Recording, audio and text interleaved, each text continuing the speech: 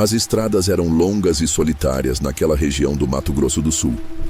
A viagem tinha sido exaustiva, e tudo o que eu queria era uma cama minimamente decente para descansar antes de continuar meu trajeto pela manhã. Foi assim que parei naquela pousada de beira de estrada, um edifício pequeno, de fachada desgastada, que prometia exatamente o que eu precisava: uma noite barata e sem complicações. O recepcionista era um homem magro, de pele queimada de sol e olhos fundos. Ele falava pouco, parecia até incomodado com minha chegada tão tarde. Peguei a chave e segui pelo corredor mal iluminado até o quarto número 7. O ambiente era simples, mas funcional. A cama, coberta por um lençol branco já amarelado pelo tempo, rangia um pouco quando me sentei. Um pequeno armário ficava num canto e uma televisão antiquada permanecia desligada sobre a cômoda. Fiz minha preparação para dormir o mais rápido possível. Minhas pálpebras pesavam, implorando por descanso, mas assim que deitei e apaguei a luz, senti um incômodo estranho. Era uma daquelas sensações inexplicáveis, como se alguém estivesse ali, comigo, observando silenciosamente. Virei de um lado para o outro, tentando afastar aquele sentimento irracional. Talvez fosse cansaço, paranoia da estrada ou o ambiente desconfortável. Fechei os olhos com força e forcei meu corpo a relaxar. Foi então que acordei sobressaltada no meio da noite. Algo quebrou o silêncio. Um ruído baixo, sutil, o som do metal girando devagar. Minha respiração ficou presa na garganta. A maçaneta da porta estava girando lentamente. De início, congelei. Minha mente lutava para entender se aquilo era real ou fruto do torpor do sono. Mas então, o barulho cessou abruptamente. Fiquei ali, imóvel na escuridão, sentindo meu coração bater tão alto que parecia ecoar pelo quarto. Com o maior cuidado do mundo, me levantei e chequei a fechadura. Estava destrancada. O sangue gelou em minhas veias. Eu tinha certeza de que a trancara antes de me deitar. Minhas mãos tremiam quando girei a chave, trancando novamente. A essa altura, um frio incômodo espalhava-se pela minha espinha.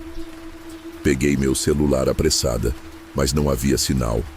Nenhuma barra, nenhuma chance de ligar para alguém. Voltei para a cama, mas o sono não veio mais.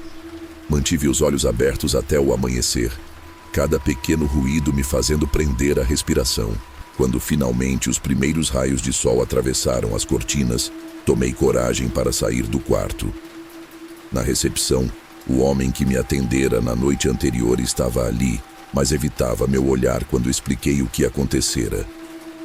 "Quero ver as filmagens das câmeras de segurança, por favor", pedi, tentando manter a calma.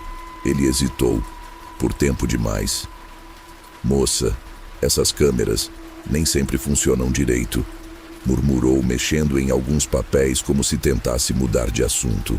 Meu estômago se revirou. Ele sabia de algo. "Quero ver as filmagens", insisti, agora mais firme.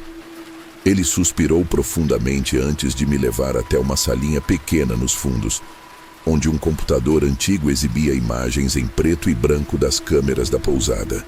Ele puxou o arquivo da noite anterior, e então meu sangue gelou. Na tela, o corredor apareceu. Minutos passaram, e então uma silhueta escura surgiu na porta do meu quarto. Um homem, cuja face estava oculta na imagem precária da câmera, deslizou para dentro sem abrir a porta. Ele simplesmente entrou, como se já estivesse lá dentro. O tempo correu na gravação. Dentro do quarto mal se via algo pela escuridão, mas conforme os minutos avançavam, consegui distinguir a forma de uma pessoa parada ao lado da minha cama. Ele ficou lá, horas, apenas olhando para mim enquanto eu dormia. E então, momentos antes de eu acordar assustada, ele se moveu, lentamente, sem pressa, e saiu do quarto da mesma forma como entrou, sem abrir a porta. Me afastei da tela, minhas pernas trêmulas quase me deixando cair. O recepcionista, que estivera calado o tempo todo, apenas balançou a cabeça e murmurou: "Acho melhor a senhora ir embora e não voltar mais." Não precisei de mais nenhum aviso. Peguei minhas coisas e saí da pousada o mais rápido que pude. Mas enquanto dirigia pela estrada, uma última coisa me assombrou. Quando exatamente aquela figura entrou no meu quarto, eu nunca ouvi a porta se abrir.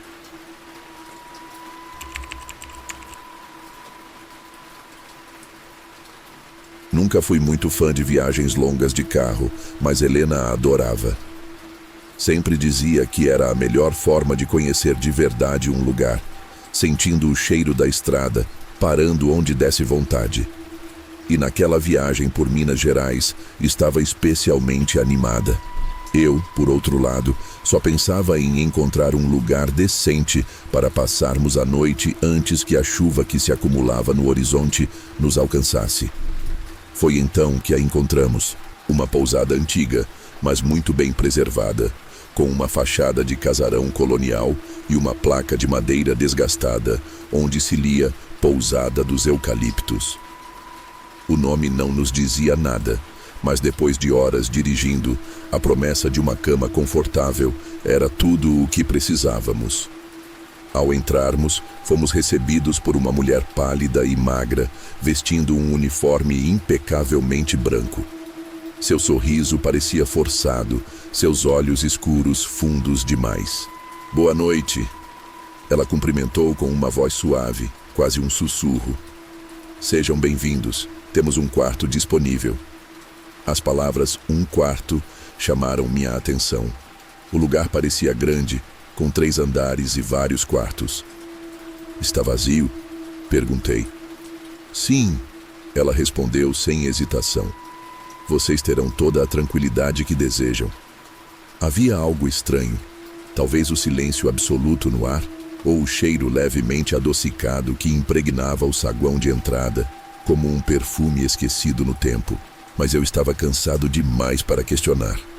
Nosso quarto ficava no 2º andar, no fim de um corredor decorado com quadros antigos. Imagens de hóspedes que pareciam pertencer a outra época, suas expressões apagadas por uma pátina de poeira e tempo. O quarto era grande e aconchegante, mas frio. Helena comentou que sentia calafrios assim que entramos. "Está tudo bem." Tentei tranquilizá-la, mesmo sentindo o mesmo arrepio subir pela espinha. Mais tarde, já deitados, o silêncio absoluto do lugar se tornou opressor. Não havia sons vindos de fora, nenhum barulho de vento, de chuva, de animais, nada. Até que os sussurros começaram. No início, eram baixos, entrecortados, como se várias vozes murmurassem ao mesmo tempo atrás das paredes. Helena arregalou os olhos e segurou meu braço com força. "Você ouviu isso?" Assenti, me levantando devagar.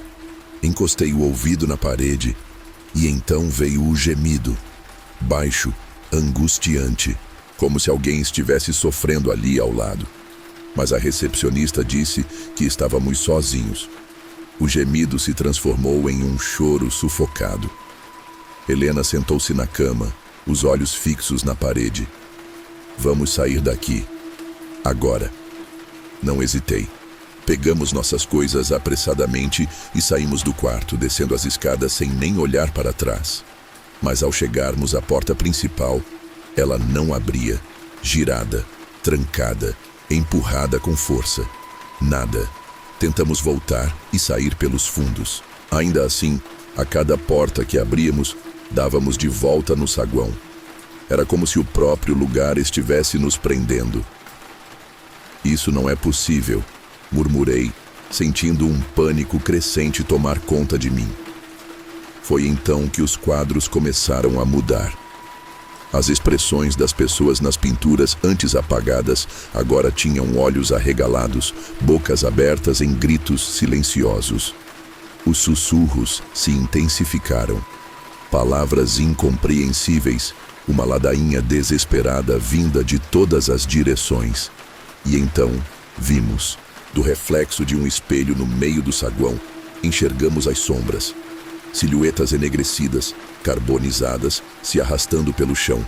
seus corpos deformados pelo fogo que, de alguma forma, nunca havia os deixado. Helena agarrou minha mão, os olhos cheios de terror. O incêndio, sussurrou.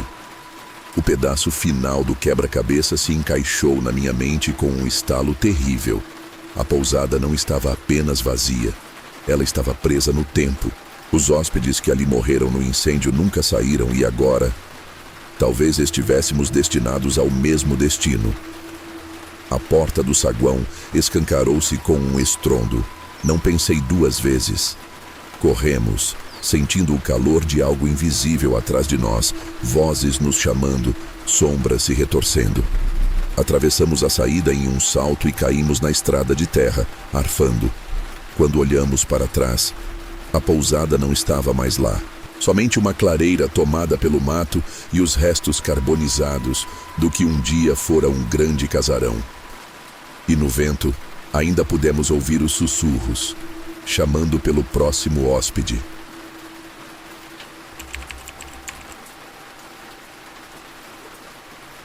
O vento uivava forte naquela noite fria nas serras gaúchas. A estrada sinuosa, ladeada por árvores ressecadas pelo inverno, parecia um túnel infinito de escuridão. Meu carro avançava hesitante pela neblina, os faróis refletindo em bancos densos de nevoeiro. O GPS indicava que eu estava próximo do meu destino, a pousada Vale das Hortênsias.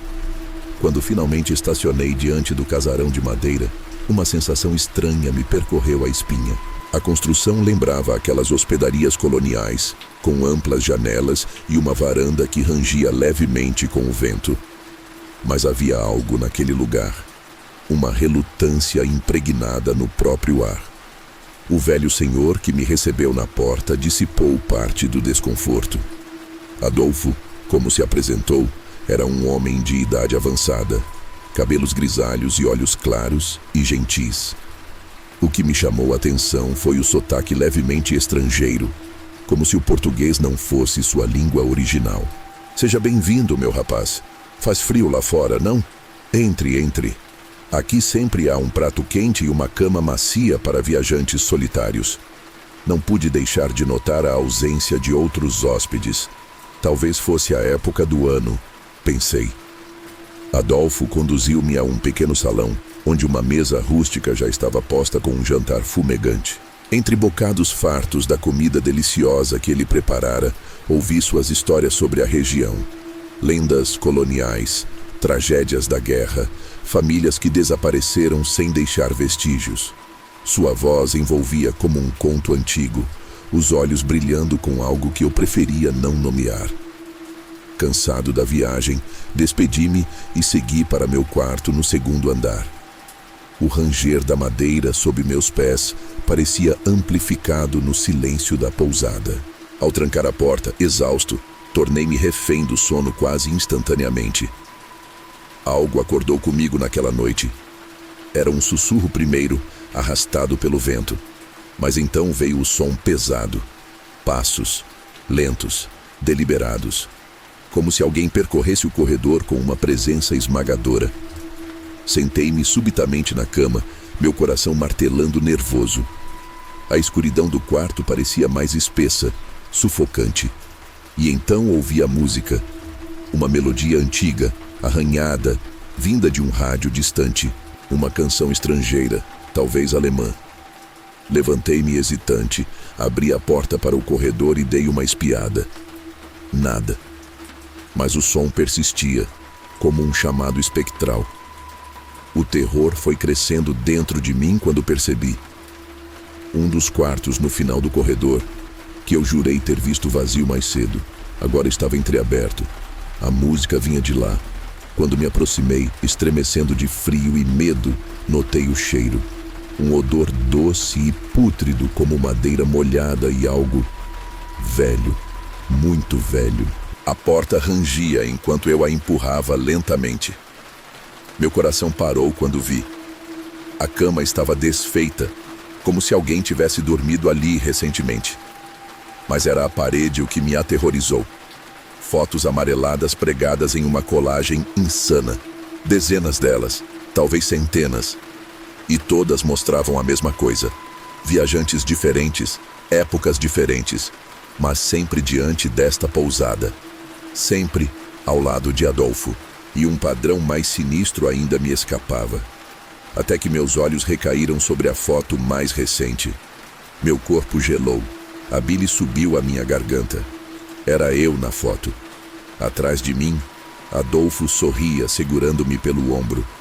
Mas aquilo era impossível. Tiraram essa foto quando? Como? Passos voltaram a soar no corredor. Não era um hóspede. Não poderia ser. Corri.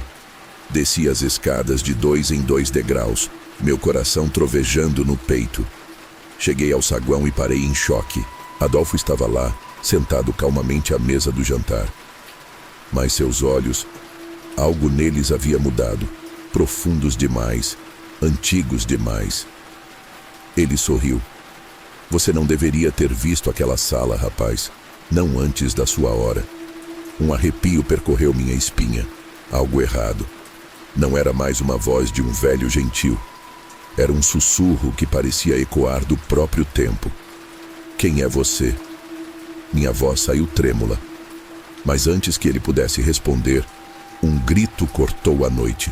Um lamento distante vindo dos corredores. Não era um som vivo. Eu corri.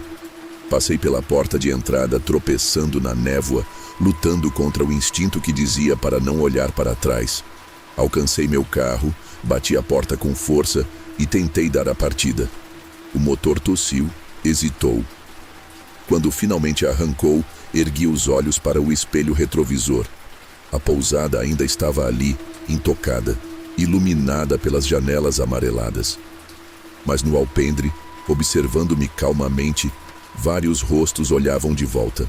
Homens e mulheres de diferentes épocas com roupas antiquadas. Não sorriam, apenas esperavam. E no centro deles, Adolfo ergueu uma mão num aceno suave, como quem diz, até logo.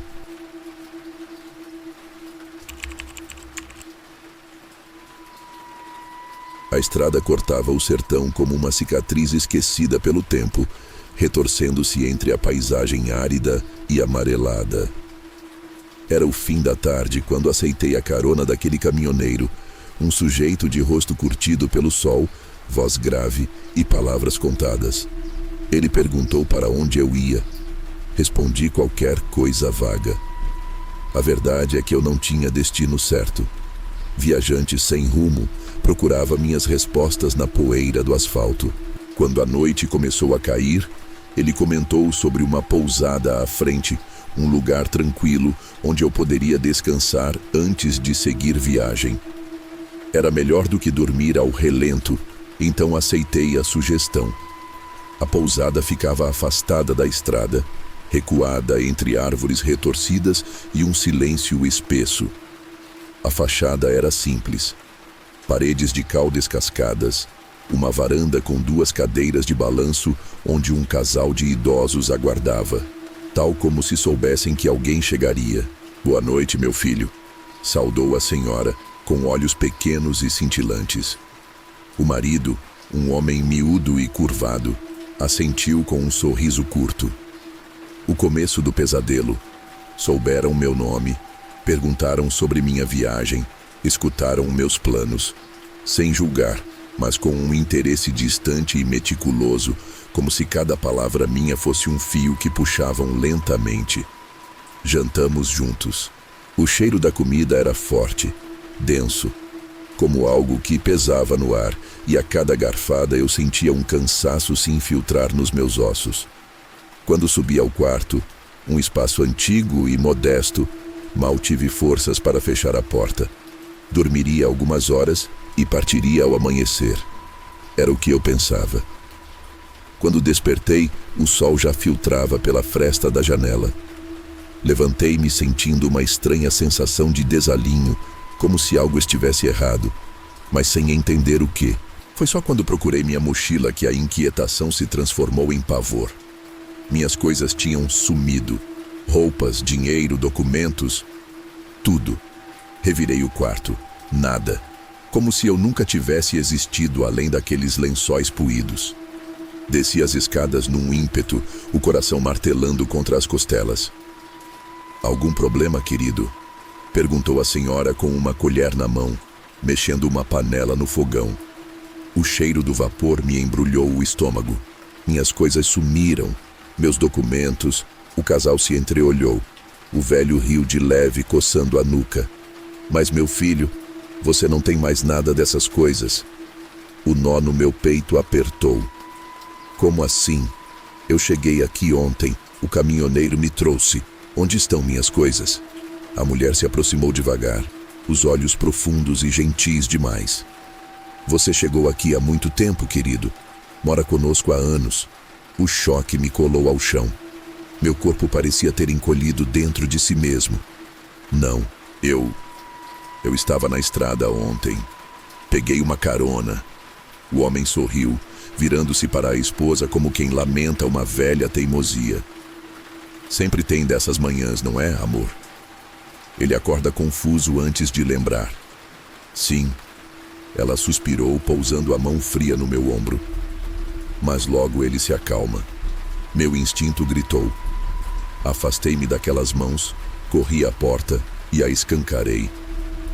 O mundo lá fora brilhou sob o sol castigante, mas não havia estrada. Apenas terra batida, mato seco e um horizonte inóspito que parecia se estender pelo vazio. O desespero tomou conta de mim, angústia fervendo no meu peito, a cabeça latejando. Saí correndo pelo terreno, gritando, procurando por algum sinal de civilização. Mas a casa se erguia solitária, como se tivesse sido esquecida pelo resto do mundo. Voltei ofegante, no limite da exaustão. O casal aguardava na varanda, suas expressões calmas, pacientes, esperando. "Tá aí, ó", disse a mulher. Ele logo percebe que não há para onde ir. As horas se arrastaram. Eu me tranquei no quarto, lutando com a vertigem crescente de que algo estava profundamente errado. Cada minuto ali corroía minha memória. Eu sabia que tinha uma vida antes disto. Mas por que parecia tão distante? A comida me dava enjoo, mas o corpo fraquejava se eu recusasse. Durante as noites, ouvia sussurros através das paredes, frases distantes que desembocavam em gargalhadas baixas. O espelho no quarto parecia refletir alguém diferente a cada dia. Às vezes, no escuro, eu sentia que havia algo mais ali comigo, algo que respirava do lado de fora da minha visão. "Eu preciso sair", murmurei para mim mesmo em uma manhã. Fui até a porta da frente. O velho varria a varanda. "Vai dar um passeio, filho?" Engoli em seco. "Quero ir embora." Ele sorriu. "Mas você já mora aqui." A angústia machucou minha garganta. Não é verdade. Eu estava viajando. Eu tinha um destino. "E quem te garante isso?" Sua voz tinha um tom de genuína curiosidade. "Onde estão suas provas disso? Seu dinheiro? Seus documentos?"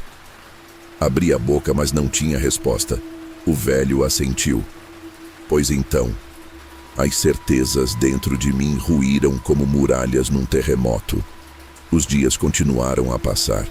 Cada vez mais a lembrança da estrada da minha vida antes da pousada se confundia com devaneios turvos. As palavras do casal, doces como veneno, infiltravam-se feito raízes na minha mente. E então, numa manhã, acordei e não tinha mais certeza se um dia realmente tive outra vida. Desci as escadas sem pressa. O café da manhã estava posto. A senhora me olhou sorrindo. "Dormiu bem, querido?" "Sim." Minha voz saiu fraca, distante. Sentei-me à mesa. O velho mastigava devagar, analisando-me com ternura. "Tudo bem agora?" Olhei para ele, para a mulher, para o ambiente que era tão familiar, tão meu. Sorri. "Sim. Acho que agora me lembro." A senhora pegou minha mão com carinho e apertou. Sabia que esse dia chegaria. E ali fiquei. Talvez, afinal, eu sempre tivesse vivido ali.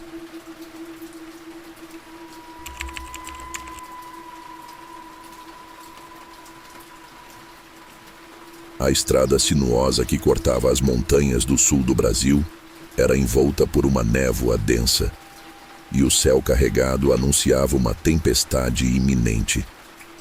Quando finalmente vi a placa da pousada à beira da estrada, senti um alívio momentâneo. Conforto e repouso eram tudo o que eu precisava depois de horas dirigindo por aquelas rodovias escuras e solitárias. A recepcionista era uma senhora magra, de olhar frio e voz contida. Seu sorriso era apenas uma formalidade. Os lábios mal se curvavam enquanto entregava a chave do meu quarto. Porém, o ambiente da pousada era o oposto de sua anfitriã. Lençóis brancos impecáveis, móveis de madeira bem polidos e uma lareira que estalava suave no salão. Foi no corredor dos quartos que notei algo peculiar. Havia uma parede repleta de assinaturas, um verdadeiro mosaico de nomes escritos em caligrafias distintas. Todos que já passaram por aqui registram sua passagem, explicou a recepcionista com o mesmo tom insípido. Uma tradição inofensiva, pensei. Peguei a caneta deixada sobre um aparador e, sem grande cerimônia, assinei meu nome, Carlos M. Andrade. Mas naquela noite, os sussurros começaram. O primeiro som me despertou pouco depois da meia-noite. Um leve ressoar contra a porta. 3 batidas, pausadas. Depois uma voz abafada. Carlos, vai nos deixar entrar. Sentei-me sobressaltado, sentindo o coração martelar no peito. O corredor, que mais cedo parecia tão acolhedor, agora se insinuava por baixo da porta com uma sombra inquietante. Fiquei imóvel, esperando que o silêncio voltasse e justificasse minha inquietação como um sonho ruim. Mas minutos depois, as batidas recomeçaram, agora mais intensas. E dessa vez, as vozes não estavam sussurrando. Carlos, você já assinou... Meu corpo gelou. Quem eram eles? E como sabiam meu nome? Me levantei devagar, tentando fazer o mínimo de ruído possível. Olhei pelo olho mágico da porta, mas o corredor estava... vazio. Não dormi naquela noite. As batidas e as vozes cessaram um pouco antes do amanhecer, mas o desgosto persistente no estômago me acompanhou até o café da manhã. Ao descer para questionar os funcionários, fui recebido pelo mesmo olhar apático da recepcionista. Houve alguém batendo na minha porta ontem à noite. Chamavam meu nome. Quem mais está hospedado aqui? Perguntei, tentando manter a voz firme. Ela apenas piscou lentamente, sem surpresa ou curiosidade. Então, com um tom quase preguiçoso, respondeu com uma frase que fez minha pele arrepiar. Foi você que aceitou ficar. O quê? O que isso quer dizer? Eu só assinei o maldito mural. Os outros funcionários ao redor continuaram suas atividades, indiferentes ao meu desespero, como se aquilo fosse um rito tão antigo quanto a própria existência do hotel. Uma sensação de impotência tomou conta de mim. Eu precisava sair dali, agora. Corri para meu quarto, joguei minhas poucas coisas na mochila e desci apressado até a recepção. Mas no momento em que passei pelo corredor onde ficava o mural de assinaturas, algo me fez parar. Meu nome. Ele estava diferente, riscado. Não apenas riscado, mas desfigurado. Como se não devesse mais ser lido, como se minha presença ali tivesse passado para algum outro domínio. Olhei melhor ao redor e vi que não era o único. Dezenas de nomes haviam sido riscados. Me senti tonto, a cabeça girando com a conclusão inevitável. Que fim haviam tido aqueles que assinaram ali antes de mim? Uma rajada de vento frio cruzou o corredor e um arrepio subiu pela minha espinha. Sabia de alguma forma que o mesmo destino me aguardava. A última coisa que ouvi antes de as luzes oscilarem e tudo escurecer foi um sussurro ao meu ouvido. Você já assinou.